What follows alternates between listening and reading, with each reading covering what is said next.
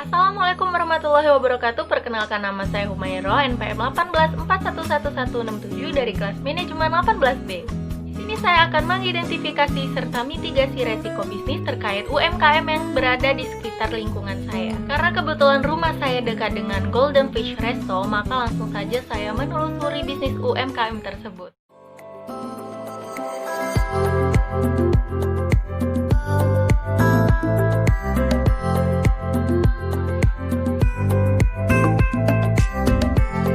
Rumah makan ini berlokasi di Jalan Jenderal Sudirman nomor 152, lebih tepatnya di depan Rumah Sakit Umum Ria Kudu, Kota Bumi, Lampung Utara. Golden Fish Resto menyediakan berbagai jenis makanan yang bahan utamanya sudah pasti ikan, seperti ikan gurame saus padang, ikan gurame bakar atau goreng, dan ikan gurame acar kuning.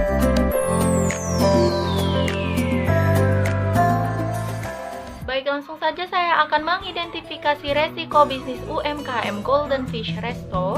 Dari apa yang sudah saya lihat, resiko bisnis di sini ada 3, yaitu keuangan, pemasaran, dan resiko operasional. Yang pertama, resiko keuangan, yaitu kenaikan bahan baku. Karena selain bahan utamanya adalah ikan, ada beberapa bahan yang rentan naik akan harganya, seperti bawang, cabai, dan bumbu, bahan-bahan rempah lainnya. Karena adanya kenaikan bahan baku, maka akan berpengaruh juga terhadap kenaikan biaya produksi. Lalu di tahun 2020 ini juga dunia sedang mengalami masa kesulitan, yaitu adanya virus COVID-19.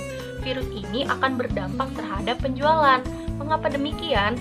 Karena masyarakat enggan membeli makanan di luar demi menjaganya tubuh mereka agar tidak tertular virus tersebut. Alhasil pendapatan menurun dan penjualan juga menurun.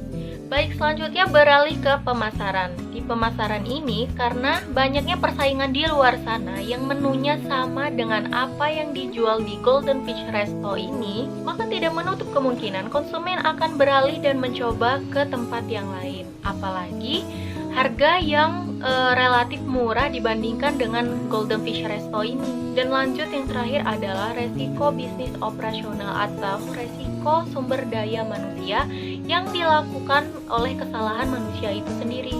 Terkadang bahan baku yang digunakan kurang baik akan berpengaruh terhadap hasil akhirnya, seperti tepung yang kurang baik, ikan yang kurang segar, atau tingkat pembakaran dan penggorengan ikan tidak sesuai dengan waktu yang ditetapkan, lalu cabai, bawang, dan bumbu yang lainnya tidak segar dan tidak sesuai takaran.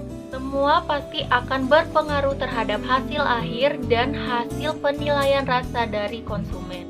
Mitigasi yang dapat saya sarankan terhadap UMKM ini adalah: yang pertama, mengurangi bahan baku. Mengurangi bahan baku bukan berarti menghilangkan cita rasa dari makanan tersebut.